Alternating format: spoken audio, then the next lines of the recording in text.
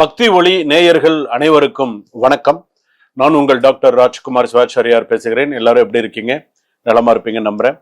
இன்றைய தினம் பக்தி ஒளியில நம்ம நிறைய விஷயங்கள் பக்தி ஒளியில பார்க்க போறோம். ஒவ்வொரு விஷயமும் அணுவணுவான விஷயம். நீங்கள் அவசியம் வாழ்க்கையில தெரிந்து கொள்ளக்கூடிய விஷயம். பக்தி ஒளி, அதாவது பக்தி பாத்தீங்கன்னா ஒருத்தர் சொல்லி வர்றது கிடையாது, அது தன்னால வர்றது. இந்த பக்தி, தெய்வ சிந்தனை, தெய்வத்துடைய ஆன்மீக பற்று, ஒரு தெய்வத்தை நினைத்திருக்கிறது, இது எல்லாமே. அதாவது சில விஷயங்கள் பாத்தீங்கன்னா நம்ம நிறைய விஷயங்கள் நம்ம கடந்து போறோம். நிறைய விஷயங்கள் தெரியும், நிறைய விஷயங்கள், சில விஷயங்கள் கடந்து போறோம். சில விஷயங்கள் நம்ம பார்க்காத மாதிரி சில விஷயங்கள்லாம் இருக்கு. நிறைய நல்ல விஷயங்கள், கெட்ட விஷயங்கள் எல்லாமே இருக்கு. இதுல இப்போ நம்ம நிறைய விஷயங்கள் கேள்விப்படுறோம். இப்போ திருச்சி பக்கத்துல ஒரு கோவில் இருக்கு, திருப்பட்டூர் பிரம்மா கோவில் அப்படின்னு சொல்றோம். ஜாதகத்தை வைத்து வழிபட்டால் அந்த கோவில்ல அவங்களுக்கு ரொம்ப சிறப்பா இருக்கும் அப்படிங்கிறது நம்ம கேள்விப்படுறோம், நமக்கு தெரியும்.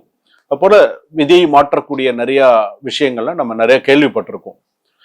இது பாத்தீங்கன்னா நம்மளை சுத்தியே நமக்கு இருக்கும், ஆனா நமக்கு தெரியாது. நம்மளை சுத்தி சில விஷயங்கள் இருக்கும், ஆனா அது நமக்கு தெரியாது. அதெல்லாம் தெரிஞ்சுக்கிறதுக்கு பேரு தான் பக்தி ஒளி. அந்த நிறைய நல்ல விஷயத்தை கொண்டு சேர்க்கிறது தான் பக்தி ஒளி. அதுல ஒரு விஷயம் என்னன்னா, விதியை மாற்றக்கூடிய ஒரு சக்தி ஒரு மரத்துக்கு இருக்கு. ஒரு மரத்துக்கு இருக்கு. விதியை மாற்றக்கூடிய ஒரு சக்தி ஒரு மரத்துக்கு இருக்கு. அது என்ன மரம், அது எப்படி இருக்கும், அதை பத்தி தான் இன்னைக்கு நம்ம பார்க்க போறோம். பொதுவா இன்னைக்கு நம்ம ஜாதகத்துல இன்னைக்கு நம்ம நிறைய விஷயங்கள் நம்ம பார்க்கிறோம், நிறைய விஷயங்கள் பார்க்கிறோம். இன்னைக்கு ஜாதகத்துல நம்ம எடுத்துட்டோம்னு சொன்னா தோஷங்கள் நிறைய இருக்கு அப்படின்னு சொல்றோம். சுக்கிர தோஷம் இருக்கு, தார தோஷம் இருக்கு, மாங்கல்ய தோஷம் இருக்கு, நிறைய விஷயங்கள் நம்ம சொல்றோம். பெற்றவர்கள் இருக்காங்க இல்லையா, பொண்ணுக்கா இருந்தாலும் சரி, பிள்ளைக்கா இருந்தாலும் சரி, கல்யாணம் நடக்கலையே, ஏன் இப்படி அப்படிங்கிற மாதிரி நிறைய விஷயங்கள் நடக்கிறது. சரிங்க, அப்ப இதெல்லாம் நடந்துட்டு இருக்கும் பொழுது நம்ம என்ன செய்யணும், என்ன மாதிரியான வழிபாடுகள் செய்தால் நமக்கு நல்லது அப்படிங்கறதெல்லாம் நம்ம நிறைய விஷயங்கள் நம்ம பார்க்க போறோம். பொதுவா நீங்க எல்லா இடத்துலயுமே பாத்தீங்க அப்படின்னு சொன்னா, எல்லார் இடத்துலயுமே பாத்தீங்கன்னா தெய்வம், அதாவது கடவுள் கொடுத்த வரம் அந்த மரம். கடவுள் கொடுத்த வரம் அந்த மரம். இதை நீங்க ஒரு விஷயமாவே வச்சுக்கலாம், நல்லா கேட்டுக்கோங்க. கடவுள் கொடுத்த வரம் அந்த மரம். சரிங்களா? அந்த மரத்துக்கு கீழே யாரு உட்கார்ந்து ஒரு அரை மணி நேரம், 10 நிமிஷம், 15 நிமிஷம் அந்த மரத்துக்கு கீழே உட்கார்ந்து மனசார சில விஷயங்களை நினைக்கிறாங்களோ, குபேரனை போல இருப்பாங்க. அந்த காற்றை சுவாசிக்கிறது, அந்த காற்றை ஒரு அவ்வளவு உடம்புல படுறது அவ்வளவு விசேஷமான ஒன்று. இன்னொரு விஷயம் என்ன அப்படின்னு கேட்டா, இன்னைக்கு அதோடைய தாத்பரியம், அதோடைய சில விஷயங்கள் அப்படின்னு சொல்லும்போது, இன்னைக்கு பல ஆலயங்கள்ல அதோடைய ஒரு விசேஷமே தனிப்பட்ட முறையில பெரிய அளவுல அது சில கோவில்கள் எல்லாம் இருக்கு. நீங்களே ஆச்சரியப்படுவீங்க, பிரமிப்பாயிடுவீங்க, ஓ இப்படி எல்லாம் கூட இருக்கா அப்படின்னு. சரி, அந்த ஒரு மரம் இருக்கு பாத்தீங்களா, அந்த மரம் நீங்க வீட்டுல ஒரு ஹோமம் பண்ணுங்க. வீட்டுல கணபதி ஹோமம் பண்றீங்க, வீட்டுல நவகிரக ஹோமம் பண்றீங்க, சுதர்சன ஹோமம் பண்றீங்க, மிருத்யுஞ்சய ஹோமம் பண்றீங்க, நிறைய ஹோமங்கள்லாம் நீங்க வீட்டுல பண்றீங்க. நீங்க பண்ணாம இல்ல, நிறைய ஹோமங்கள் பண்றீங்க. நீங்கள் பண்ணும் பொழுது இந்த மரத்தினுடைய குச்சியையும் சேர்த்து குறைஞ்சபட்சம் 27, அதிகபட்சம் 54, 108 குச்சியினால் கூட ஹோமம் செய்தீர்கள். ஆனால் நீங்க எந்த காரணத்தை வச்சு நீங்க பண்றீங்களோ அது உங்களுக்கு சக்சஸ் ஆகும். சில பேருக்கு அந்த மாதிரி நான் அவங்களுடைய சூழ்நிலைகள்ல நான் பார்த்துப்பேன், எப்படி இருக்கு, அவங்களுக்கு எது நடக்கணும், அதுக்கு தகுந்த மாதிரி அந்த குச்சியை எடுத்துட்டு போய் அதுக்கு தகுந்த மாதிரி அவங்களுக்கு நான் பூஜை பண்ணி கொடுக்கறது என்னுடைய வழக்கம். ஏன்னா அதெல்லாம் மிக முக்கியமானது. ஒவ்வொரு ஆகுதிக்கும் ஒவ்வொரு குச்சி நெய்ல நினைச்சு சுவாகான்னு சொல்லி ஹோமம் பண்றது அவ்வளவு விசேஷமானது ஒண்ணு. அடுத்ததாக பாத்தீங்க அப்படின்னு சொன்னா, எனக்கு குழந்தை இல்லை, எனக்கு பாத்தீங்கன்னா கல்யாணமே ஆகல, திருமணம் எனக்கு ரொம்ப தடங்கலா இருக்கு, குடும்பத்துல நான் கொடுத்த கடன் எனக்கு திரும்ப வரல, மன உளைச்சல் அதிகமா இருக்கு, என்னுடைய பிசினஸ்ல நான் மேல வர முடியல அப்படிங்கிறவங்களுக்கு எல்லாம் இந்த மரம் வரம். இந்த மரம் வரம், அவ்வளவுதான், ஒரே வார்த்தை. இதை நம்புறதும் நம்பாததும் உங்க கையில தாங்க இருக்கு. ஆனா நான் அந்த பேரை சொல்லிட்டேன்னா டே அப்பா இதுவா அப்படின்ற அளவுக்கு நீங்க கேட்பீங்க. இதோடைய விஷயத்த முழுக்க சொன்னேன்னு வச்சுக்கோங்களேன், ஆமாங்க நீங்க சொல்றதெல்லாம் உண்மைதான் அப்படின்னு சொல்லுவீங்க. அந்த அளவுக்கு அதற்கு உண்டு. சரி, அதே போல வந்து பாத்தீங்கன்னா அடுத்த விஷயம் வந்து என்னன்னா, மும்மூர்த்திகள் அப்படின்னு நம்ம சொல்றோம். மும்மூர்த்திகள் யாரு சொல்லுங்க பார்க்கலாம். மும்மூர்த்திகள் யாரு? பிரம்மா, விஷ்ணு, சிவன். மும்மூர்த்திகளுடைய ஒரு சரித்திரமாவே அது கூறப்பட்டிருக்கு மும்மூர்த்திகள்ல. ரெண்டாவது வந்து பாத்தீங்கன்னா ஒரு சில சுவாமி வந்து பார்த்தோம்னா மும்மூர்த்திகள் அப்படின்னு நம்ம சொல்றோம். சரித்திரமாகவே அதெல்லாம் சொல்லப்பட்டிருக்கிறது. முக்கியமாக அந்த மரத்துல யார் அதிகமா வாசம் பண்றாங்க அப்படின்னு சொன்னா தத்தாத்திரேயர். கேள்விப்பட்டிருக்கீங்களா? தத்தாத்திரேயர் அதிகமாக வாசம் செய்யக்கூடிய இடம். அதே போல இவ்வளவு சிறப்பு வாய்ந்த ஒரு விஷயம் வந்து பாத்தீங்கன்னா உங்கள் விதியை மாற்றக்கூடிய சக்தி இந்த மரத்துக்கு இருக்கு. தெரிஞ்சுக்கிட்டீங்களா? சரி, ரைட். இப்போ அடுத்ததா விஷயத்துக்கு வரும். ஒரு இடத்துல வந்து பாத்தீங்கன்னா இந்த மரம் இருக்கக்கூடிய இடத்துல அந்த மரத்தை சுத்தி அது பக்கத்துல வந்து பாத்தீங்கன்னா அந்த மரம் இருக்குன்னு சொன்னாலே அதுக்கு கீழே நீரோட்டம் இருக்கு அப்படிங்கறத ஈஸியா கண்டுபிடிச்சிடலாம். நீரோட்டம் அவ்வளவு நன்னா இருக்கு அப்படிங்கறத கண்டுபிடிச்சிடலாம். அந்த அளவுக்கு அதுக்கு சக்தி உண்டு. அதோடைய அறிகுறி காமிச்சிடும்.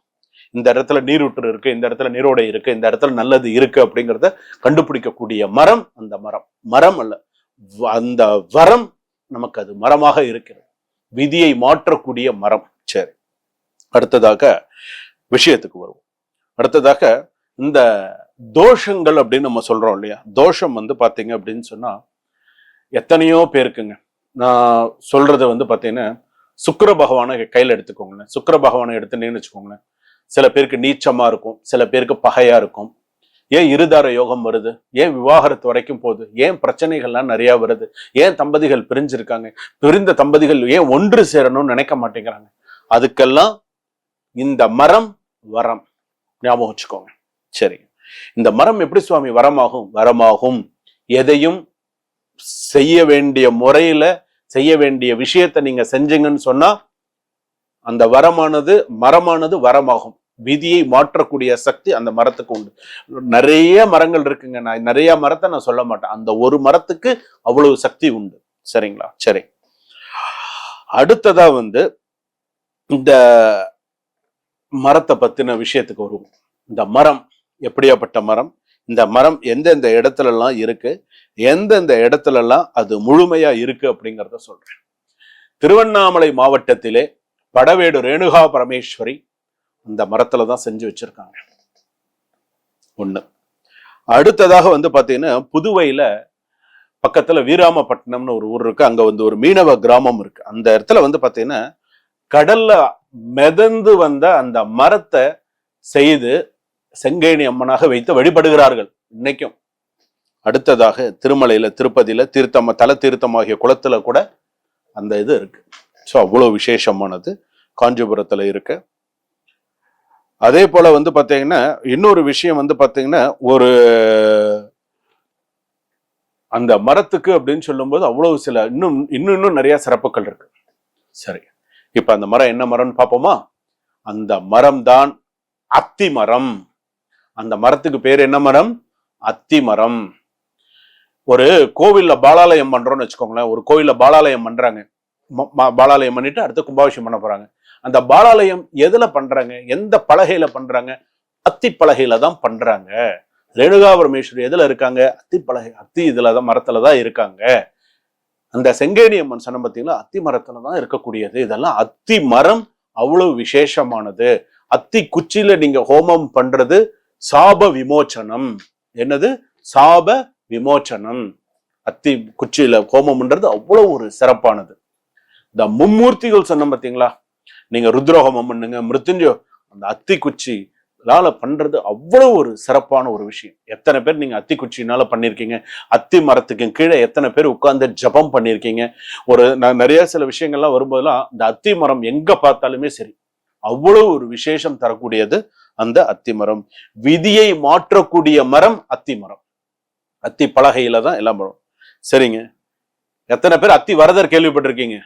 எத்தனை பேர் அத்தி வரதர் கேள்விப்பட்டிருக்கீங்களா? அத்தி வரதர் காஞ்சிபுரத்துல நம்ம அத்தி வரதர் 40 வருஷத்துக்கு ஒரு தடவை சொல்றாங்க இல்லையா, அத்தி வரதர் பெருமாள் எவ்வளவு விசேஷமானது. அதெல்லாம் மனசுல நீங்க வச்சுட்டீங்க அப்படின்னு சொன்னா இந்த தோஷத்தை பொறுக்கக்கூடியது பாத்தீங்கன்னா இந்த அத்தி மரத்துடைய அந்த குச்சி சுக்கிர தோஷத்தை போர்க்கக்கூடியது. நீண்ட நாளா எனக்கு கல்யாணம் ஆகலைங்க, நீண்ட நாளா எனக்கு புத்திர பாக்கியம் இல்லை, நீண்ட வருஷமா பிரிஞ்சிருக்கோம், ஆனா நாங்க ஒண்ணு சேரணும்னு நினைக்கிறோம், விவாகரத்து போயிட்டு தான் இருக்கு, ஆனால் நாங்க சேரணும்னு நினைக்கிறோம் அப்படின்னு சொன்னா இந்த அத்தி குச்சியை நாம் முறையாக பயன்படுத்தினால் அதுக்கு எப்படி முறையா எப்படி எடுத்துட்டு வரணும், எப்படி அதுக்கு முறையா பூஜை பண்ணணும், அதற்கு என்ன நம்ம மந்திரம் சொல்லணும், இதெல்லாம் அதுல இருக்கு. அத்தி மரம்ங்கிறது சாதாரண விஷயம் இல்லை. நம்ம நிறைய பாக்குறோம், வில்வ மரம் இருக்கு, நிறைய விஷயங்கள் இருக்கு, ஆலமரம், நிறைய மரங்கள்ல கேள்விப்பட்டிருக்கோம், பொன்னை மரம், மகிழ மரம் நிறைய கேள்விப்பட்டிருக்கோம். அத்தி மரத்துக்கு இருக்கக்கூடிய விசேஷம், விதியை மாற்றக்கூடிய ஒரு மரம் அத்தி மரம். அத்தி மரத்துல உட்கார்ந்து ஜபம் பண்றது, அத்தி மரத்துல உட்கார்ந்து குபேரனை மனசுல பிரார்த்தனை பண்றது. எத்தனை பேர் அத்தி மரத்தை கடந்து போயிருப்போம், நம்ம அதை கண்டு காணாத மாதிரி இருப்போம். ஆனால் அந்த அத்தி மரம் நமக்கு வரம், அத்தி மரம் நமக்கு வரம். அந்த வரத்தை முறையாக பயன்படுத்தினால் நம்ம சிறப்பா இருப்போம். இப்போ அந்த முறை அப்படிங்கிறது என்னென்ன, அந்த குச்சியை நம்ம எப்படி ஹோமத்துல பயன்படுத்தணும், அந்த குச்சியை நம்ம எப்படி எடுத்துன்னு நம்ம பாதுகாத்து பூஜை பண்ணினா நமக்கு வசிய சக்தி ஏற்பட்டு எப்படி பிரிந்தவர்கள் ஒன்று சேருவார்கள், அந்த அத்தி குச்சியை நம்ம வேற என்னென்னலாம் நம்ம பயன்படுத்தலாம், நமக்கு எப்படி எல்லாம் இருப்போம் அப்படிங்கிறது கண்டிப்பா நீங்க எல்லாருமே தெரிஞ்சுக்கலாம். டிஸ்கிரிப்ஷன்ல நம்பர் இருக்கும், கண்டிப்பா நீங்க போன் பண்ணீங்கன்னா உங்களுக்கு அந்த அத்தி குச்சி, அத்தி மரம் அது எவ்வளவு விசேஷம். இப்ப நான் சொல்லிட்டேன், அந்த சுவாமி எந்தெந்த இடத்துல எல்லாம் சுவாமி ஒரு கும்பாபிஷேகம்னா அந்த அத்தி மரத்துல அத்தி பலகைகளை எப்படி செய்யறாங்க, சுவாமி உருவம். நான் லேட்டஸ்டா ஒரு கும்பாபிஷேகம் பண்ணும்போது கூட அத்தி மரத்திலேயே முருகனை செஞ்சு, முருகனை செஞ்சு கும்பாபிஷேகம், பாலாலயம் பண்ணி கும்பாபிஷேகம் பண்ணினேன். அவ்வளவு விசேஷமானது. ஸோ அந்த மாதிரி எல்லாம் இருக்கும் பொழுது அந்த அத்தி மரம், அத்தி பலகை, அத்தி இதுக்கு அவ்வளவு விசேஷம். இப்பவும் கடைசியா நான் உங்ககிட்ட சொல்ற ஒரு விஷயம், அத்தி மரம் நமக்கு வரம், விதியை மாற்றக்கூடிய சக்தி அத்திக்கு உண்டு. சுபம்.